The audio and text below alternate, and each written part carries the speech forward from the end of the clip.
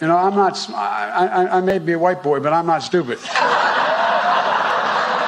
I know where the power is. I know where you think I'm joking. So the supposition is white people are stupid. I mean, this is really typical, garrulous Joe Biden.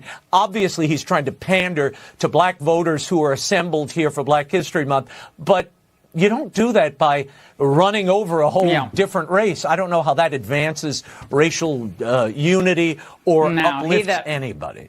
He that doth protest too much about not being stupid. I may be a white boy, but I'm not stupid. That boy is good.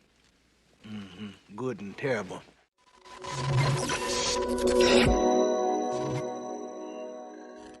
Today is Tuesday, February 28th, 2023. The White House endorses gain-of-function research. Biden administration holds Cringe Black History Month celebration. And Joe Biden comes out as anti-white. Mike Davis joins the show. My name is Benny Johnson, and this is The Benny Show. Are you sick and tired of communists coming through and ruining absolutely everything in your life? I certainly am. It's actually what this entire show is about. Communists coming through and ruining everything good we have going on in this country, including your meat supply. Did you know that 60% of the pork in America comes from one company owned by the Chinese, and their hogs are given dangerous injections, which are banned in 160 countries, including China, yet you find it in your grocery store aisle every single day. There's a better way. Let me tell you about Moink. Moink delivers grass-fed, grass-finished beef and lamb, pasteurized pork and chicken, sustainable wild-caught Alaskan salmon, straight to your door. Moink farmers farm like your grandparents did, and there ain't nothing wrong with that. As a result, Moink meat tastes like it should, because the family farm does it better. You choose your meat delivered straight to your doorstep in every single box, like ribeyes, chicken breast, pork chops, salmon fillet. That is what my wife loves so very much. Plus, you can cancel any time. Moink is helping save rural America, and I care a lot about that. That's where I come from. I love it, and you will too. Join the Moink movement today. Keep American farming going by signing up at moinkbox.com/Benny right now. And listeners of the show get a free filet mignon in every single box. I had one this weekend. It sizzled on my grill. It was absolutely delicious. That's 1 year with the best filet mignon you will ever taste for a limited time. MOINK box.com/Benny. That's moinkbox.com/Benny. Okay, ladies and gentlemen, getting into the meat and the potatoes of our show today. Dilbert has been canceled, like officially, like for real. Like Scott Adams is totally and completely canceled. Why did that happen? Dilbert is one of the funniest and most treasured and long-standing comic strips in American history. It's been going on for a very, very long time. So why did Scott Adams get canceled? Very interesting here. Dilbert, the comic strip written by Scott Adams, has been canceled because of a racist tirade advising his followers to get the F away from black people. The largest newspaper publisher in the U.S. said it will stop publishing the comic book strip immediately. Remarks made by the creator and his online show, Real Coffee with Scott Adams, he said it there. Dilbert was canned by 77 newspapers in September due to its controversial plot lines. The comic book has been in circulation since 1989. It's not just that. Dilbert's been canceled by all newspapers, websites, calendars, according to its creator, because I gave advice that everyone agreed with. Syndication and partner canceled me as well. This is what Scott Adams has been tweeting. Scott Adams also tweeting, my publisher for non-Dilbert books has canceled my upcoming book and the entire blacklist. Still no disagreement about my point of view. What was his point of view? Scott Adams was talking about a poll, and that poll polled Americans about race. I think it is a dubious poll, especially based on the way that the poll questions were written. But that poll question was written in a way to elicit, I believe, a specific response from people, and close to 50% of black people said that it's not okay to be white. Scott Adams, who is 65 years old, went on to then label those people a hate group, citing that the poll found nearly half of black people are not okay with white people, according to the Daily Mail. So Scott Adams gets completely canceled for his response to that poll factor. Now, that poll factor is deeply troubling. I mean, well, let's just begin with that. Like, that is by definition racist, okay? So the definition of racism is not being okay with someone else's race, wanting to discriminate against someone based on their race, saying that they shouldn't be their race. Their race is either inferior or your race is superior, so on and so forth. And so that is definitionally racism. Now, what Scott Adams is doing is definitionally racism, and what the people in the poll were doing is definitionally racism. But will the people who answered that in the poll get canceled? Of course not. In fact, they'll probably get featured by the New Yorker magazine-owned The Cut. The Cut, which is like a publication that is extremely racialized and for like Chardonnay moms living on the Upper East Side in New York, did a pithy video where they asked black people what's essentially good about white people. And these were the responses. See if you can find any difference between these responses about white people and what Scott Adams is saying. I'll let you decide. Go. What are white people superior at? What exactly are white people superior at? They're real good at violence. Violence. Genocide.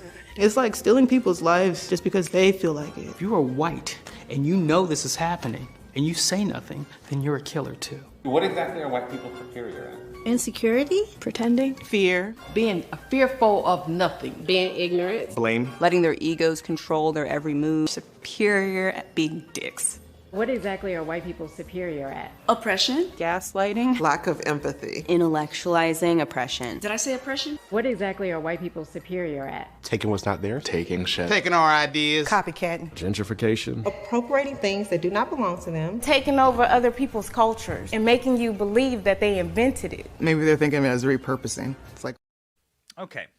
So, why are those people not canceled? It's a great question here.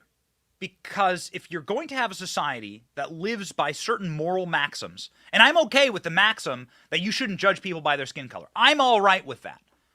I'm all right with that.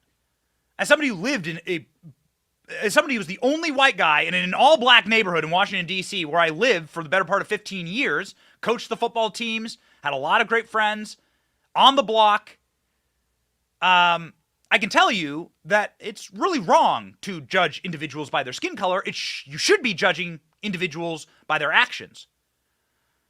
Now, all of those people would probably claim MLK as their Lord and Savior. They'd say that MLK is their hero and possibly the greatest American who ever lived. Every single one of those individuals.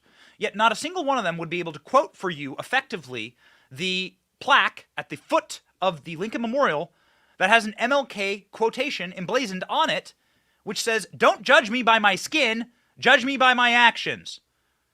There were people in our neighborhood in Washington, D.C. that were criminals. Well, how do I know that? Because they behaved criminally. They shot people in my front yard, and they nearly burned down my house. I mean, they did burn down our block. It was a row house, and smoke billowed into my home, billowed into my child's bedroom, my infant child's bedroom. It led to us leaving D.C. But judging every single individual by the amount of melanin in their skin, which is how you get the color of your skin based on where your ancestors came from 1,000 years ago and their proximity to the equator, well, that's straight up evil. Not only that, it's unchristian. So, like, as Christians and as moral Americans who read our founding documents, it's just wrong to be racist. And it's really important to judge people by the content of their character and not by the color of their skin. I think this is just like a simple moral maxim. Now, what happens when an entire political party in a two-party system decides to throw that out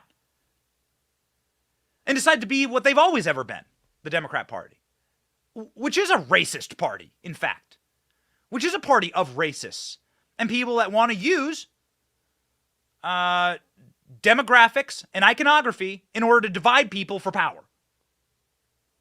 Because that's what's happening right now. The issue has become that instead of being white supremacists and founding the KKK and so on, go look at the original chart of the KKK. The original chart of the KKK is to hunt down free blacks and Republicans. We'll tweet it after the show.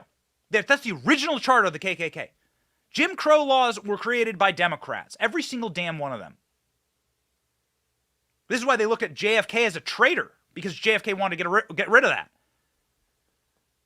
So all of these evil policies created by a system and a party that has always wished to divide people for power, it's just that the power structures have now shifted. away from a predominantly, away from the maximum of power, and how you get power in a neo-Marxist worldview is to destroy the systems of power that currently stand. And so now Democrats have just completely swung to the other side of the racist spectrum. Instead of minorities, instead of black people, now it's just totally okay. Open racism against white people. It is as evil. Both are evil. Both are wrong. And what's crazy is that all those people in the look, all those individuals in that video we just showed you, in that seething racist video that we just showed you, that were just quantifying all white people as dicks, as oppressors, as killers, as genocidal, every one of them probably voted for the guy that said this. And the other thing we should do is we should challenge these students. We should challenge students in these schools to have advanced placement programs in these schools. We have this notion that somehow if you're poor, you cannot do it.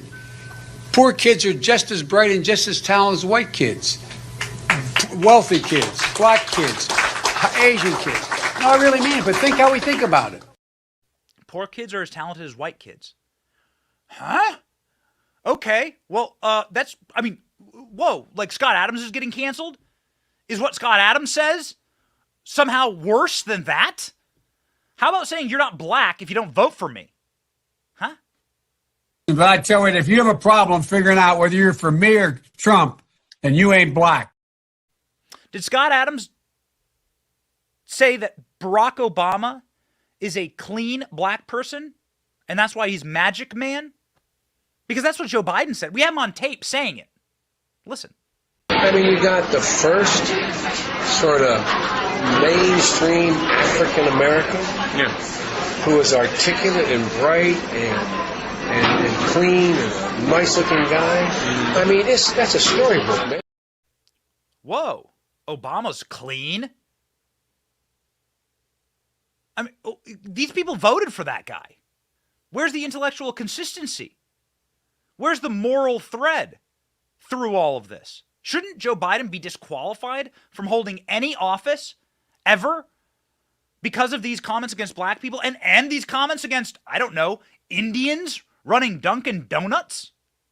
From India, you cannot go to a 7-Eleven or a Dunkin' Donuts unless you have a slight Indian accent. I'm not joking. Oh, it's gigantic. So Scott Adams is canceled and Joe Biden is not. Well, that don't make no sense. Why is that exactly? Well, it is because of deconstruction, a neo-Marxist tactic in order to divide and to erode American norms for power. That is why Joe Biden gives a specific political worldview, a poisonous, cancerous worldview that has utterly possessed demonically the left. He gives them power. So Joe Biden will never be canceled, even though those things are just as odious as what Scott Adams says. You know, listen, people, like, you have to have some type of moral consistency, right? Like, you have to have some type of moral, Christian, foundational consistency. God will judge all of us individually, and I think we should also judge each other individually. Period. So why is it that Joe Biden can straight up get away with going to the White House yesterday, standing before a black audience, and saying effectively all white people are stupid? Joe Biden, I may be a white boy, but I'm not stupid. Seems like Joe Biden is essentially trying to piss off both people on either side of this argument.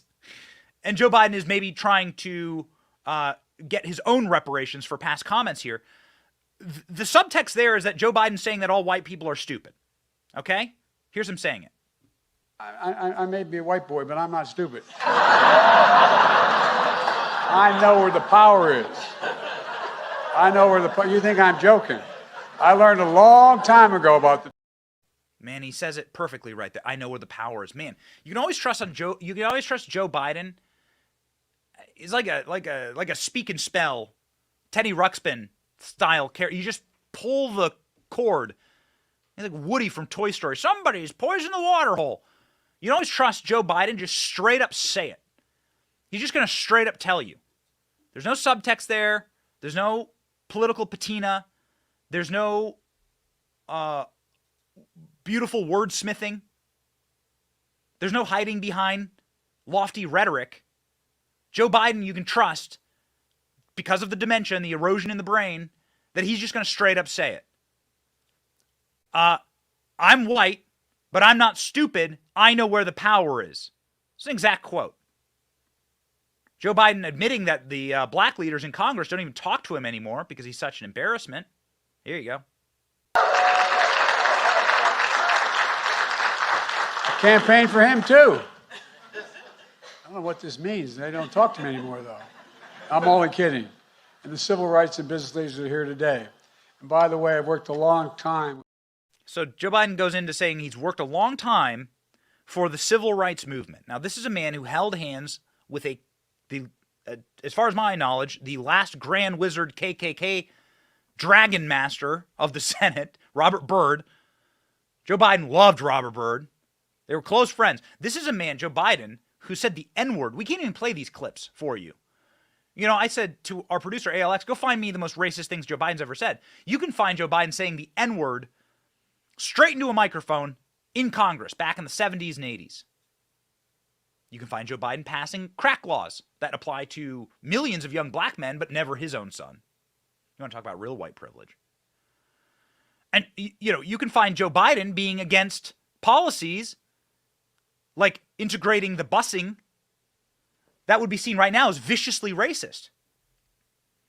So Joe Biden has to do what they always do and rewrite his own history and lie. Joe Biden wants to rewrite his history to say that he was a civil rights champion. Watch.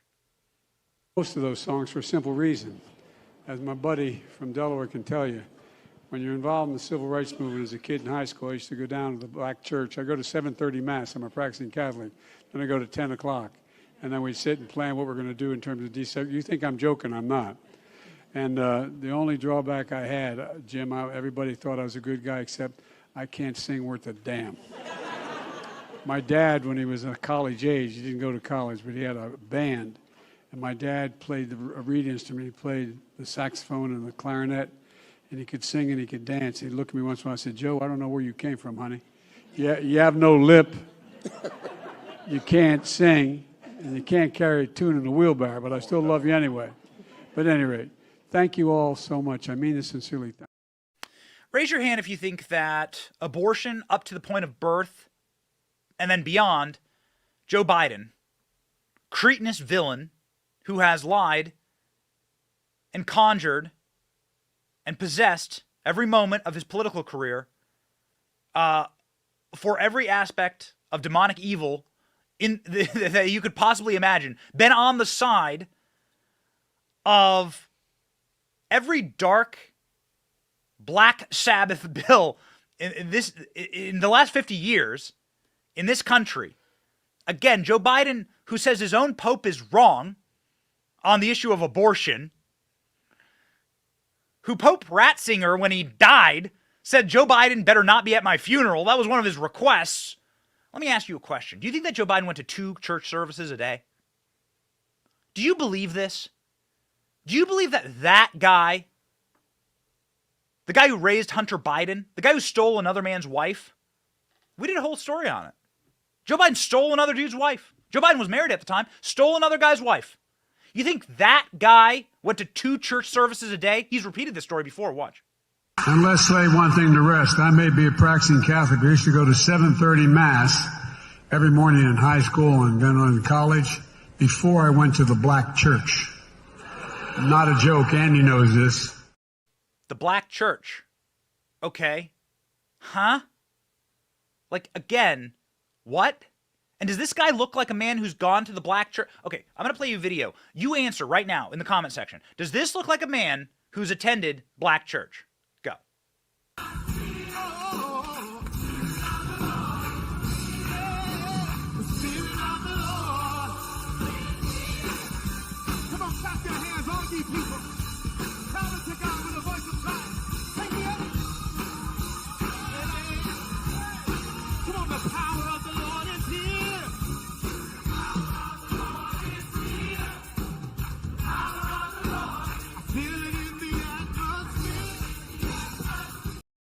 No, that looks like a man who's terrified about what's going on right now. Of course, Joe Biden didn't attend a black church. There's actually a fact check on this. Biden talked of attending a black church as a teen, but members don't recall it. Interviews with longtime church members who are raising questions about the story. Biden befriended Herring as an adult, but they say they do not recall him ever attending black church as a teenager. Phyllis Drummond Herring, longtime assistant who attended Union Baptist for 39 years, said she was not involved with any church in the early 1960s, but does think that Biden attended at that time. No, not at our building. Sorry, there's a butchered quote here. This is the parishioner saying, no, Joe Biden did not attend church at our building. I think he was probably somewhere in Delaware or Pennsylvania then, but no, he never attended our church. So this is Joe Biden lying about going to church. This is like what a moral person does. But more importantly, this obsession with race. What is it about on the political left? What is this double standard and this denigration and this obsession with race? I think there's something far bigger and far darker going on here. And there's a reason why, ladies and gentlemen. It's called deconstruction. And it's very cringy. It's very cringy when you take these old white politicians and you ask them to try and repeat Bible verses in a soulful way. It never ends well. This is Joe Biden doing it yesterday. As the gospel song sings, we've come too far from where we started. Nobody told me the road would be easy. I don't believe he brought me this far to leave me. Folks, I don't think the good Lord brought us anything this far to leave us behind. We just have to remember who we are. We're the United States of America, and there's nothing beyond our capacity. Nothing. So happy Black History Month. May God bless you all, and enjoy the reception which starts after the next performance that's about to be announced. Ladies and gentlemen, this is Joe Biden. Every single time that a beleaguered, crusty, lying Democrat politician goes before a black church audience, they are handed a specific verse to read in order to try and rile up that audience. It's always that verse. And it never ends well. That one ended with Joe Biden just sort of like staring off into the middle distance and screaming. And speaking of screaming, protect your ears, ladies and gentlemen. This is our nuclear cringe for the day. Let's time travel back to when Hillary Clinton was running for president and told y'all she don't feel no ways tired. Get ready, ladies and gentlemen. Nuclear cringe. Hillary version. Let's go. I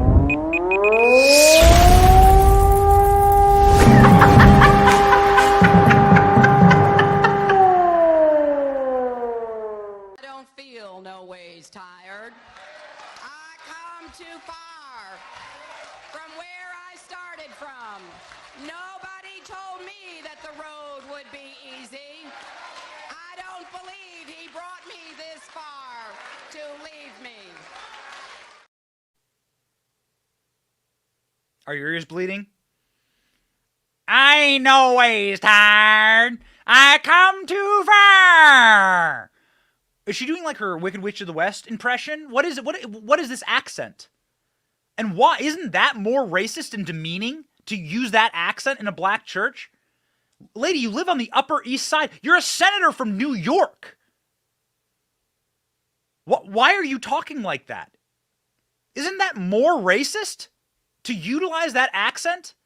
Where are these people getting canceled? Oh, wait, they won't get canceled. Hillary won't get canceled, and racist Joe Biden won't get canceled. Joe Biden has come out as racist against Indian people, Asians, black people, white people. You've never had a more racist president. Well, why aren't they getting the cancellation treatment, ladies and gentlemen? Well, because this is all part of the plan. There's a spectacular article in Zero Hedge about deconstruction. I feel like it's very, very important to break down what this movement is about and why the neo-Marxists need deconstruction. Ladies and gentlemen, I'm going to read to you just a little bit from the article here because I think that this just absolutely knocks it out of the park. Globalism and progressivism Authoritarianism has been inching forward for a long time in the US, but only in the past 10 years has the agenda become so obvious to the general public. During the COVID lockdowns and mandates, people finally witnessed the true intentions of the political left, which is widely supported draconian restrictions and brutal punishments for people who refuse to comply. A large number of Democrats even supported Chinese-style COVID lockdowns, taking children away from parents, forced internment. This is the face of the true political left. Yes, there are moderates and issue-focused progressives, but these people tend to keep their mouths shut and go along to get along. When it comes to the woke extremists, the moderates are useless and rarely call out the gatekeepers on their own side. To understand how we got to this place in our society and why leftist politics are poisonous to freedom-loving people, you must understand the concept of deconstruction. The purpose of deconstruction is to pick away at the fundamental systems and definitions and attempt to show them to be inherently flawed, problematic, or absurd. Usually, this method relies on abstraction, appeal to emotion, subjective experience, rather than true analysis. In fact, critical analysis is considered the enemy of social justice because it places facts and evidence above subjective experience and feelings. Does the Democrat Party feel like a party driven entirely and totally by what you're feeling right now and today? That they prey upon people's feelings? Yes, of course it does. Emotional and self-absorbed people are easy to control. Critical people that value reason are harder to control. For leftists to prevail, they must destroy critical thought and encourage reactionary emotion as the norm in society. And if that doesn't work, radical leftists argue the burning primary systems to the ground by force is preferred. You saw this in the 2020 year of BLM and Antifa. The end game for them is not necessarily to be right, the end game is to win. The deconstruction mindset views nothing as sacred, and that includes a moral compass. While arguing from the position of moral superiority, the left will often rationalize highly immoral practices like racism. For example, this is why we see aggressive attempts for the left to normalize the indoctrination of very young children into trans activism. This is why we're seeing hundreds of thousands of gender-affirming clinics with procedures for children springing up all over the country. Sexualized reading materials, kids at drag shows, sexualized drag shows. This is why some leftists in the media are even promoting pedophiles as a victim status group. This is the inevitable progression of a deconstruction ideology. Morality is a binary based on what is right and what is wrong. So we can say it is wrong to be racist, but they can't. Why? Well, because they get power, actually, from being racist, and they always have. It is the most vital binary for human survival, and without it, our species would self-destruct. But it seems to be exactly why leftists and the globalist puppeteers behind them want the deconstruction of morality. They see traditional morality as a restrictive and oppressive dynamic, another binary that must be eliminated. Thus, they propose moral relativism instead. The idea that a conscience is merely a product of social conditioning, and that the right and wrong, truth and lies, good and evil are based on personal preferences. The recipe for this is ultimate evil. Its philosophy is pure chaos. When the individual conscience becomes the enemy of society because it is considered an act of discrimination, then only evil can prevail. And that is what you see here, ladies and gentlemen, all across society. You see literal evil prevailing on the basest levels. You see people repulsed by their own heritage, disgusted by their own country. You see them self-hating. You see them hating their own ancestors. On beautiful display, actually, was a Black Panther communist Marxist who hates the founding of America, hates colonialism. Someone named Angela Davis, who was complicit in murder, should be behind bars right now for a murder that took place by the Black Panthers in the 1970s, where she bought the weapons for the murder inside of a courthouse in California. This person, of course, is allowed to be cuddled and fostered by academia. And she just found out that she is the ancestor of one of the original pilgrims on the Mayflower. Oh, it's a beautiful moment. Just made for TV. Watch the woke patina melt down and evaporate, and the hyperventilating of Angela Davis as she finds out that she herself is the ancestor of a colonizer, a white slave-owning colonizer. Go. That is a list of the passengers on the Mayflower. No, I can't believe this. No. My ancestors did not come here on the Mayflower. Your ancestors came on the Mayflower. No. You are descended No. from one of the 101 people who sailed on the Mayflower. Oof. That's a little bit too much to deal with right now. Did you ever, in your wildest dreams, think that you may have descended from people who laid Never. the foundation Never. for this country? Never. You should actually be proud of being a descendant from the Mayflower. You should be proud of it because America is the most equal and the most just system, the greatest melting pot in world history. You should be proud of that ancestry. Instead, she is repulsed by it. Why? Because she is a neo-Marxist. Because these Marxists need deconstruction. They need to get people to hate each other. They need to get groups to be self-loathing. They need to deconstruct power. They need to swing the power paradigm towards any group that they see as currently maintaining power. They must atomize all morals. And then they can seize ultimate power over you. There is no morality. There is no binary. There is no truth. There is simply power. That is why they say rest in power. They don't say rest in peace when one of their activists die. And they're after your children. This has become quite plain. This clip went insanely viral a couple of weeks ago from the Disney Channel, from a show called The Proud Family. Here are the cartoons that are being shoved in the faces of your children. The vicious lies of this cartoon are so numerous that we had to do like an entire 30-minute takedown, fact check of it. We'll play you a little sampling right now.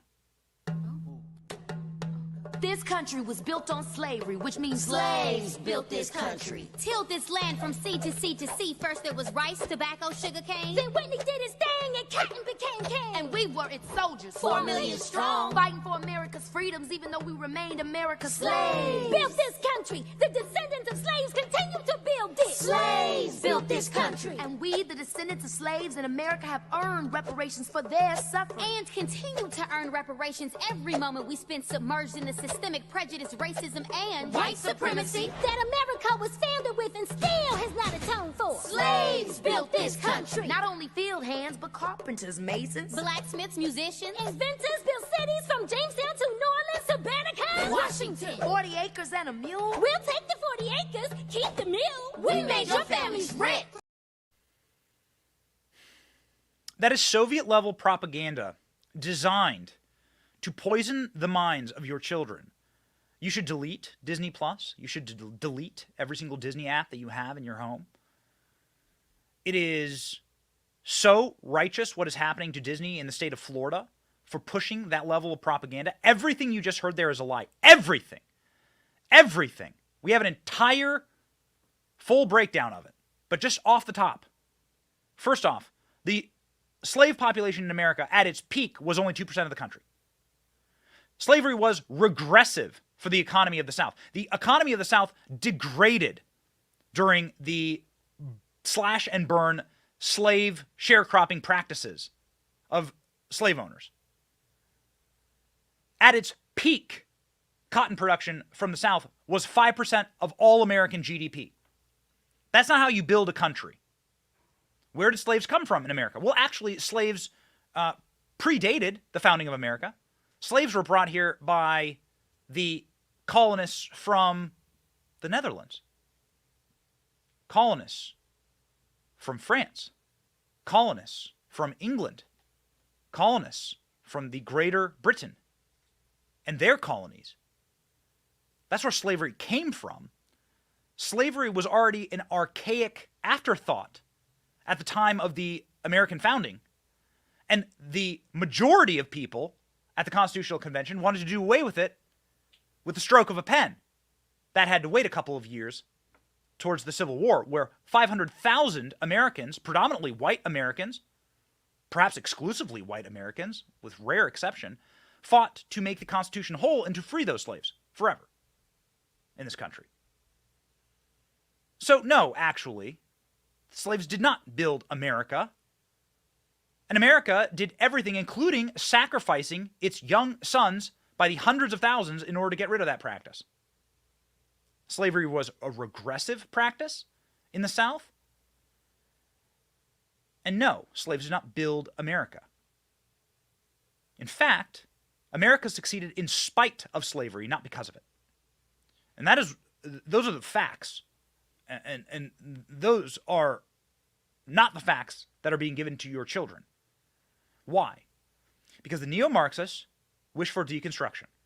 Why is Joe Biden able to get away with anti-white racism at the White House and every other type of racism throughout his political career? Why? He is a vector for neo-Marxists to try and atomize morality in this country. They must do this in order to gain full control. They need to rip all norms up in society. They need to separate the child from the parents. They need to separate your brain from the actual facts and realities. And how do they do that? Slogans like slaves built this country. And so we have to fight this back. We have to speak truth to power. These people want to take and wield power over you. They are moral relativists. They are atheists. And the entire intention is never to have a moral guiding light, a North Star, right and wrong, black and white, good and bad. The intention is to confuse you, to frustrate you, and to destroy eventually the fabrics and the morals that hold a society together. That is why this was very, very important to me as a parent. I will not allow this poison to infect my child's mind. That is why this is crucial for you as parents, maybe grandparents or soon-to-be parents, I hope, watching. Do not let this poison infect your children. This is the goal. Delete TikTok from their phones, delete Disney, ladies and gentlemen, and let's keep fighting, because this is where the real fight is. The atheistic globalist who wishes to dissolve all moral ties in our society, who wishes to project demonic and anti-Christian possession of every organ of power in this nation. And they move very fast. They have moved very fast. That's why we were disgusted, obviously, at all racism, including, but not limited to, Joe Biden's anti-white racism at the White House. And, of course, his lies. We are also disgusted, of course, by Kamala Harris's cringe. Kamala Harris whipped out her accent at the White House before an all-black audience for Black History Month. Check it out. I think he's going to get in.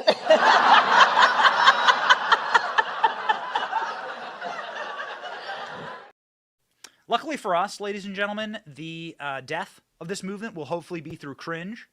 Hopefully they will just die of cringe, listening to Hillary Clinton pander, Kamala Harris pander, Joe Biden pander. I mean, like, we see clearly what's going on here. But this White House can't ever see clearly what's going on. The White House yesterday backed gain-of-function research. We did the entire show on gain-of-function research yesterday on COVID-19 and the lab leak. John Kirby, the greasy little spokesperson for the Pentagon, straight up endorsed gain-of-function research at the White House. Now, this is the same day that the White House endorsed open racism against white people. It's hard for us to divine which is worse and which is more corrosive towards human existence. Well, COVID killed like 7 million people, so I'm not sure. Maybe it's John Kirby. We're not exactly sure. Have a listen. Without weighing in one way or the other on origin of the virus, you've made clear that there's no consensus. Does the president believe, though, that the reward outweighs the risk when it comes to gain-of-function research? Does the reward outweigh the risk when it comes to gain of that type of research is proven? History degree. You're going to have to say that again. Does the president believe that this type of gain-of-function research is proven? He believes that it's important to help prevent future pandemics, which means he understands that there has to be legitimate scientific research into the sources or potential sources of pandemics so that we understand it, so that we can prevent them, and we can prevent them from happening, obviously. But he also believes, and this is why he wants the whole of government effort here to understand it, that research has to be done, it must be done in a safe and secure manner and as transparent as possible to the rest of the world so people know what's going on. So I think that's a fancy way of saying yes. So I think that's a fancy way of saying, I mean, again, John Kirby is the greasiest, creepiest little cretin who gets rolled out every single time the White House needs to tell you or sell you something evil. The White House endorsing a neo-Marxist practice of race hatred. The White House endorsing Dylan Mulvaney. And the White House endorsing, now, gain-of-function research. And Dr. Fauci. KJP out defending Dr. Fauci. Cringe Jean-Pierre, big Fauci fan. Watch. So I do want to speak to Dr. Fauci because the political attacks on someone like Dr. Fauci, who and public officials more broadly, but Dr. Fauci, who has spent his career saving lives, and you know, whether it was the AIDS epidemic or as we are just coming out of this COVID, this once-in-a-generation pandemic, these attacks have been counterproductive. They have not been helpful. This is someone, again, who has spent his almost entire career fighting for the well-being, the health of the American people. And so... Oh, good. Do you feel like Dr. Fauci has fought for your health over the last couple of years? Do you feel like that, as he has lied consistently and then utilized his industrial pressure machine to blacklist other scientists that question the origins of COVID? Now that we know, I mean, obviously we knew years ago, 3 years ago, we did a documentary on COVID escaping from a lab. Glad to see that the world's caught up with us. We were right.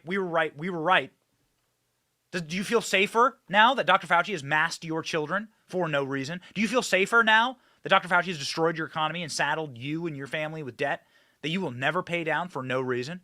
Do you feel safer now that there's permanent mail-in voting in Pennsylvania?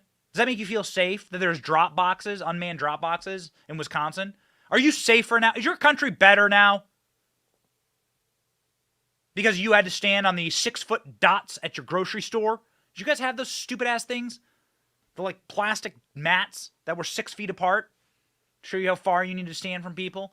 That some Karen screamed at you for not masking up in between bites at your local cafe? You feel safer? There's nothing they won't do to try and wreck this country, to endorse full-fledged communism. And this is it. This is why we call them Marxists. And hopefully the entire wretched system will come crashing down, as it did in Soviet Russia, ladies and gentlemen, because this is antithetical to God's plan. It's antithetical to human nature. We'll see. There's cracks in the edifice right now. Whistleblowers are threatening to name names in Biden Inc. This according to Free Beacon.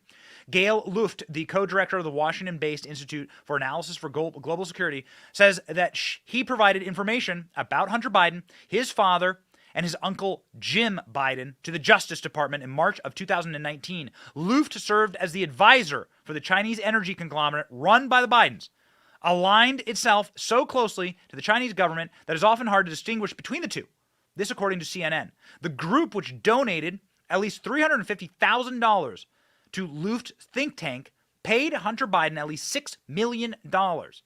Luft's claim come as Hunter Biden's business partner, Eric Schwerin, has started cooperating with the House Oversight Committee investigation of Biden and his family business dealings. People are flipping. This is why it was so important. Our movement is so important. This is why it was so important to get the House. It was way too close. People like Romney McDaniel need to resign in disgrace because it was far too close. But ladies and gentlemen, it's a game of inches. This is why it is so important. Investigators have focused heavily on Hunter Biden's work with the Chinese energy company. The Justice Department has investigated Hunter Biden since 2018 over his taxes and foreign business dealings, though the cases appear to be focused on the first son's unpaid taxes. Luft's threat to name names comes after his arrest in Cyprus on charges that he illegally sold weapons to Libya and China. Oh, man. What a great family here, ladies and gentlemen. Joe Biden's former gatekeeper to partially comply with House probe into family business. Classified documents scandal. Good. Kathy Chung, President Biden's former primary gatekeeper, has agreed to partially comply with the House Oversight Committee's probe into the classified document scandal and the Biden family's international business schemes. People are flipping like French toast at a Waffle House, baby.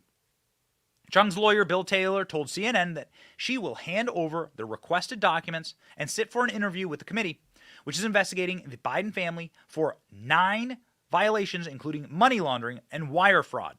It is also probing Biden's classified document scandal that will likely have been revealed to the public had it not been for a leaked CBS News report in January. Chung is a longtime confidant of the Biden family. In May 2012, Hunter proposed Chung as a candidate for the job in the vice president's office.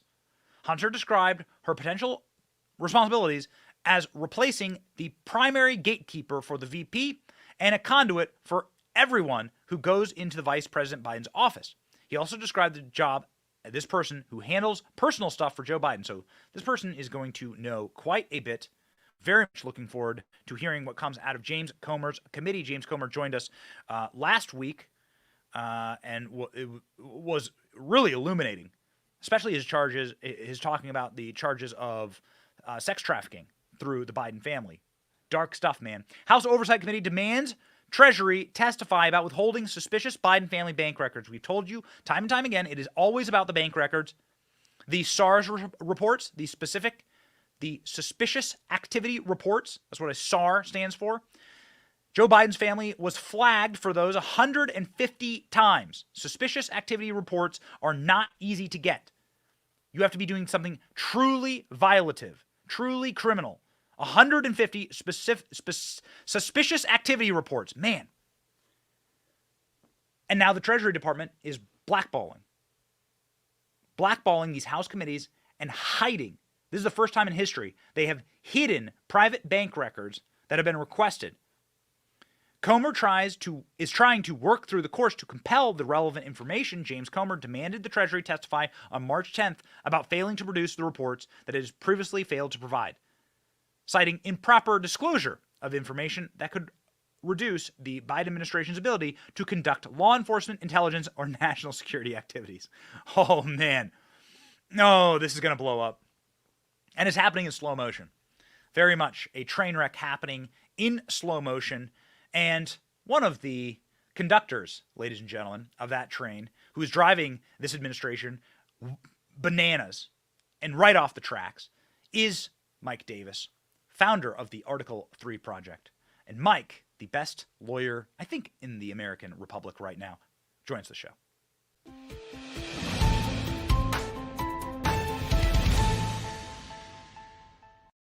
Would you be confident right now, Mike, and welcome to the show, if you saw all of your business partners flipping and starting to speak with James Comer and his committee? This seems like a very bad news cycle for Joe Biden that they are trying to depress at every turn. Yeah, it's not good. This Kathy Chung was then Vice President Joe Biden's right-hand woman, gatekeeper, recommended by Hunter Biden. So Hunter Biden had his friend put in the VP's office to serve as the gatekeeper for the VP. And then magically Hunter Biden starts making millions of dollars from Chinese and Ukrainian oligarchs because of Hunter Biden's access to his father, Joe Biden, who's the vice president. And this is the same vice president, Joe Biden, who Hunter said gets a 10% cut, 10% to the big guy. Then you have this shady character, this Eric Swarwin, who, like you said, apparently was an arms dealer who's under investigation, apparently by the Biden Justice Department because he turned over too much information to the FBI in 2019.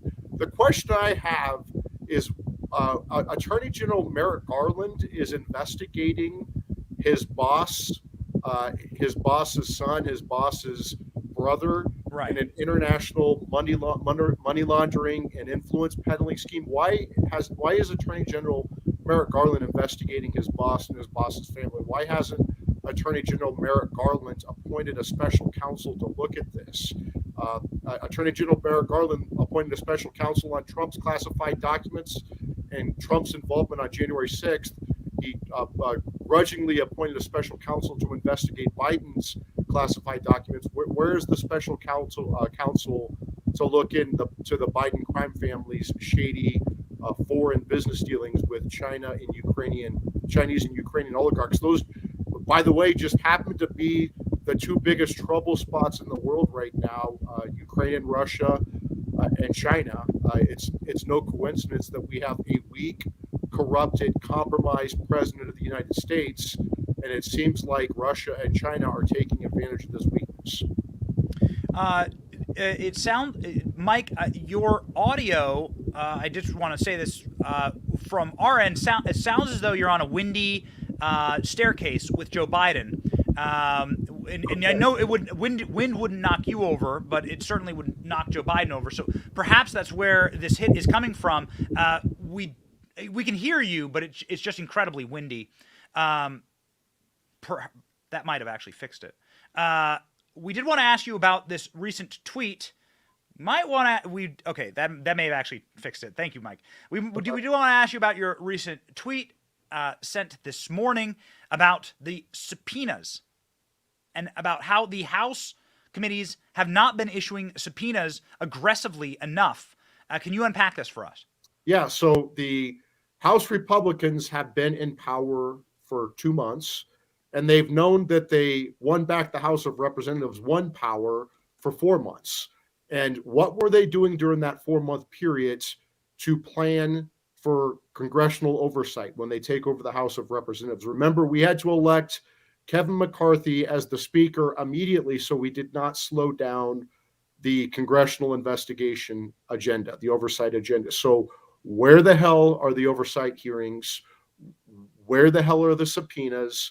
What is going on? We have 3 critically important select committees. We have the weaponization committee of the Biden Justice Department and the intel community. We have the COVID hoax committee, and we have the China committee. And the weaponization committee has only had 1 hearing on February 9th and issued only 3 subpoenas. There are no future hearings listed. Jim Jordan is chairing this select subcommittee. It's part of the House Judiciary Full Committee. He's the chairman of the Full Committee. I think he's overextended here. He's trying to do too much. He needs to appoint a subcommittee chairman or a subcommittee vice chairman who can run this thing in his place. He doesn't have a dedicated subcommittee staff. He doesn't have a chief counsel. He doesn't have a staff. From what I understand, he doesn't want to staff up this subcommittee because he thinks it's going to give the Democrats too much staff. Well, my response is the Democrats already have too much staff. It's called the FBI. It's called the CIA. It's called the Intel Committee. This is a very important committee, and there's not a lot going on. It seems like it's Benghazi style. It's performative. We need to get moving on this. We have the Select Committee on the coronavirus. They only issued 3 letters yesterday. 3 letters yesterday. There are no oversight hearings scheduled, no subpoenas issued. They're having a roundtable today. Are they going to sit around and sing Kumbaya with the Democrats and Tony Fauci? The Democrats use the COVID hoax to shut down our economy, to shut down our schools. They use bad science on masking and social distancing. They crushed us for 2+ years. This coronavirus was funded by Tony Fauci in the Wuhan lab. He lied about it. He covered it up. It killed millions of people around the world. It caused trillions in damage. It wrecked our lives for 2 years. We need to get moving on subpoenas and oversight to figure out what went wrong, and so this never happens again.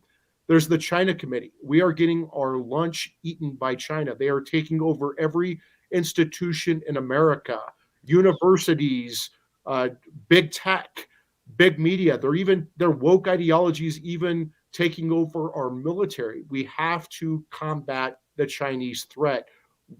We have an organizational meeting. They're just getting organized today. They're just having their first hearing tonight. What is taking so long? Why is this taking 2 months after their hand at the gavels when they've known they're going to get the hand at the gavels for 4 months? If you go on the Clerk of the House websites, they don't even have office space listed. They don't have telephone numbers listed. What is going on? And this is a lack of leadership. House Speaker Kevin McCarthy needs to get moving on oversight. We have a short window of opportunity. We could lose the House. You need to issue subpoenas. You need to, when the Biden Justice Department tells us to stuff our subpoenas where the sun don't shine, we need to be able to get into court and get court orders. This takes months to do. I did congressional hearings. I did 30 of them for then Chairman, Senate Judiciary Committee Chairman Chuck Grassley. We had 30 nominations hearings. We had 41 markup meetings. We oversaw 278 floor votes. We confirmed Justice Kavanaugh, Justice Gorsuch, a record number of lower court judges in President Trump's first 2 years in office. This is in addition. This is one slither of then Chairman Chuck Grassley's work on the Senate Judiciary Committee. He also had oversight. He also had legislation. He also had like 5 other committees on which he worked. He also had his Iowa work where he went to 99 counties every year. These chairmen of these House committees need to stop being show horses. They need to start being workhorses. And if they don't know what they're doing, go talk to Chuck Grassley's oversight and investigation staff. They're happy to talk to them. They will train them. They will show them what to do. They will make sure they look good. So, Mike, hot on the presses right now is Dr. Fauci gain of function. And you mentioned the coronavirus task force there. If you were working for that coronavirus task force, how would you get that canary to sing? I would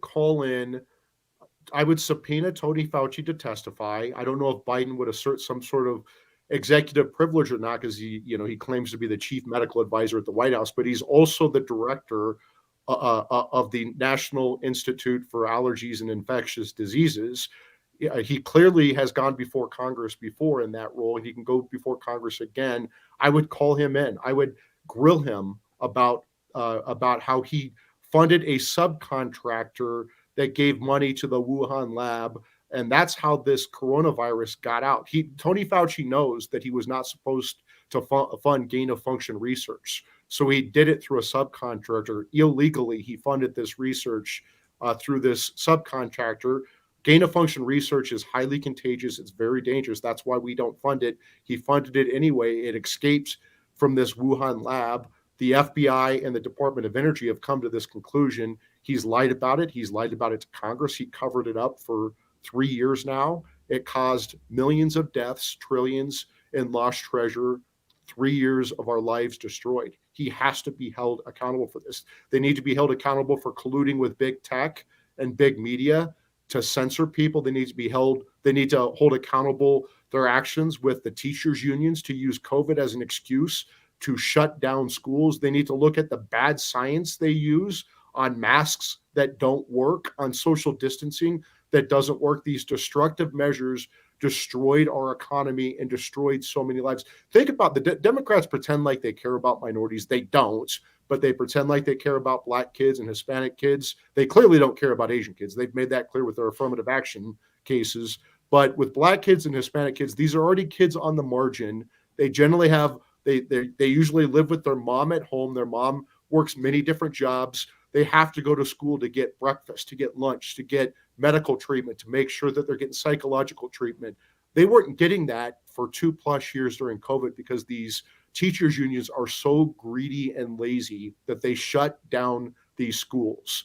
Randy Weingarten worked with the Biden CDC, even with the Trump CDC. They shut down schools in this country, and that destroyed many lives. It wasn't wealthy people in the suburbs who had a mom at home that could homeschool. These are poor Black and Hispanic kids that had their lives destroyed. They were physically abused. They were sexually abused, malnourished, treated badly. They're already several years behind in reading and math in school. They're several more years behind. This is going to trap these kids in poverty, send many of them to prison. It's just going to be intergenerational poverty. And frankly, that's what the Democrats want. They want poor minority people trapped in poverty. It creates a class of victims so Democrats can pretend like they're the champions for these people when in reality they keep them trapped in poverty. And that's what COVID did. It was the most destructive thing possible for minorities. And Democrats pretend like they care about equity as they're trapping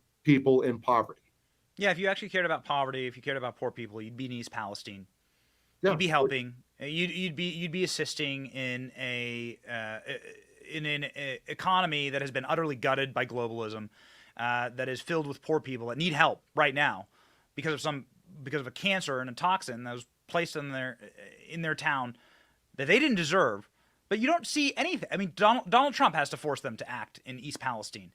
It is deeply, deeply corrupt and is deeply wrong. Mike, I wanted to ask you a final question here as it pertains to the Steve Bannon rule. This is something that I've been trying to drive at, and James Comer was on the program on Friday, and so I really wanted to drive at this. Our friend Steve Bannon, may still face jail time for not singing and dancing for the January 6th committee.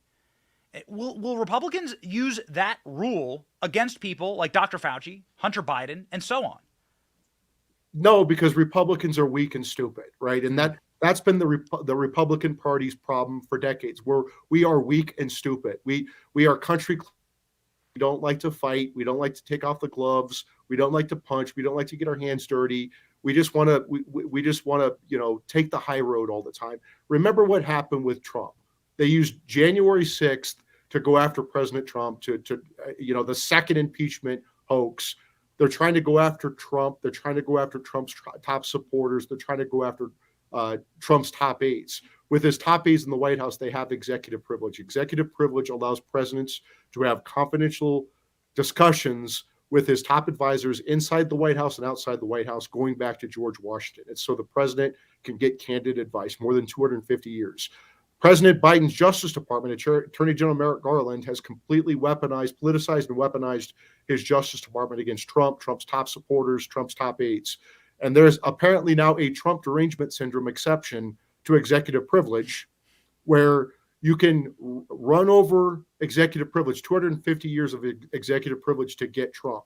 And it's just not right. And the fact that they're trying to put Steve Bannon in jail for 4 months because President Trump asserted executive privilege, validly, legally asserted constitutional executive privilege, and Steve Bannon was required to follow executive privilege. And so the Democrats held him in contempt of Congress, and the Biden Justice Department prosecuted him is unbelievable. And this needs to get up to the Supreme Court. The Supreme Court justices need to grow a backbone, and they need to stand up for the presidency here. This is much bigger than Donald Trump, because like you said, Ben, this is going to come back and bite Democrat presidents in the future. I hope House Republicans start using their subpoena power to call in Hunter Biden, to call in James Biden, to call in Tony Fauci. But here we are 2 months into the Republican-controlled Congress, and, they're having roundtables. So right. Who knows? Right. I mean, listen, if you understood optics at all, this would be the week to drag Tony Fauci in. This would be the week. The entire world is talking about. There are news reporters camped outside of his house. Yeah. And this would be the time to put him under the lights. Now would be the time to break the man, and nothing. Well, okay, we will continue to drive. We will continue to push. Thank you, Mike Davis, so much for your work inside the belly of the beast. Article 3 Project is where people can find you. Also, shout out your social media handles.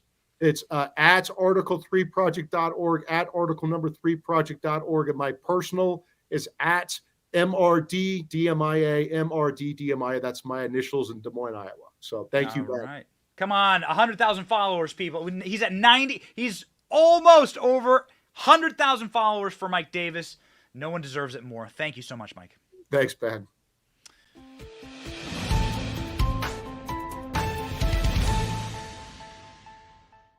Ladies and gentlemen, dark show, man. Dark show. It's true, though. You have to call out your enemy. If you cannot name your enemy, if you cannot drag him into the light, then your enemy hides in darkness and is able to just destroy your country. This rabbit hole goes down so far into the occult, into atheistic Communist Party of China. This is the battle that we're fighting. It is a spiritual battle. It is a battle of possession. And there are stages of demonic possession. And we are in the oppression stage right now. And they are trying to push this vicious racism. They're trying to push the closing of our churches, the separation of our children from us as parents. They're trying to push that upon us, and we must stand athwart and say no. And somebody's doing that. Ron DeSantis, man. Ron DeSantis, for the parents of Florida, and for parents actually all over the country, effectively yesterday signed a bill that stripped Disney of its crony capitalism here inside of the state of Florida. DeSantis signed a bill stripping Disney's control of Reedy Creek District. Governor celebrates corporate kingdom coming to an end, orders them to pay $700 million in debt and taxes. I mean, Disney should just be canceled forever for their despicable, repugnant, factually deeply incorrect slavery-built America cartoon that they published. But we'll take this. Small victories, ladies and gentlemen. Watch. How do you give one theme park its own government and then treat all the other theme parks differently? And so we believe that that was not good policy. We believe being joined at the hip with this one California-based company was not something that was justifiable or sustainable.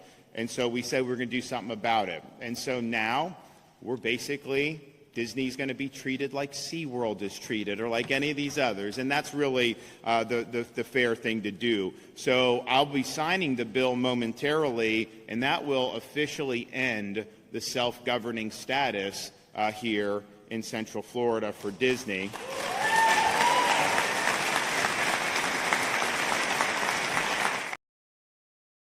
There's one thing that the Marxist understands, only one. It certainly isn't moral arguments. It is power. It is pain. The execution of power and pain against them, utilizing their tactics against them. So Disney has been effectively canceled. Ron DeSantis officially took control of Disney's Reedy Creek Development District in a war against the corporate kingdom, in a move that will give him the power to select the board and to force them to pay $700 million in back taxes. It comes as the governor.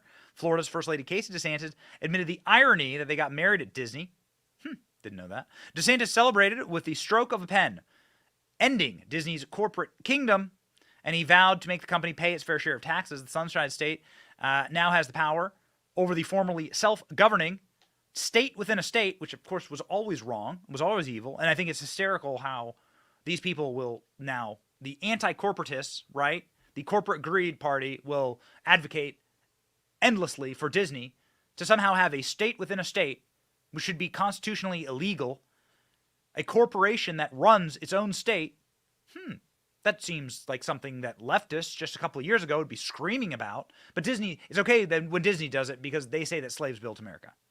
They're echoing and parroting our race hatred propaganda. So it's okay when Disney does it. Disney films Mulan right next to the Xinjiang prison camps and concentration camps. And we love that. Where else would we get our LeBron James Nikes? Dark days, ladies and gentlemen. We must seek truth. Truth. I mean, just the idea of a black and a white, a good and an evil. Truth. The idea of a fact. Rational, critical thinking. That is what is being attacked right now. And so we must go back to the truth every single show in order to reorient ourselves. Our scripture for today: watch and pray that ye enter not into temptation. The spirit indeed is willing, but the flesh is weak. Matthew 26:41. Remember, ladies and gentlemen, there will always be temptations. A temptation that we fight every single day on the show is discouragement. Something that I have a day-to-day battle with is being demoralized, because sometimes we have to bring you shows like today, where you have a president who's coming out as like against his own race at the White House. All white people are stupid, but I'm not one of them. Says possibly the dumbest white person to ever live. Man, you get discouraged. Do not enter into that temptation. Your flesh, ladies and gentlemen, will be weak. We are fallen creatures. We are fallen. We are led by men. They are fallen.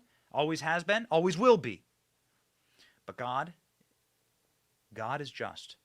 And God is righteous. And God will have the victory in the end. And so we can put our faith in him and not in all these cretinous clowns, neo-Marxist clowns that are thinking that they're in charge. They're not.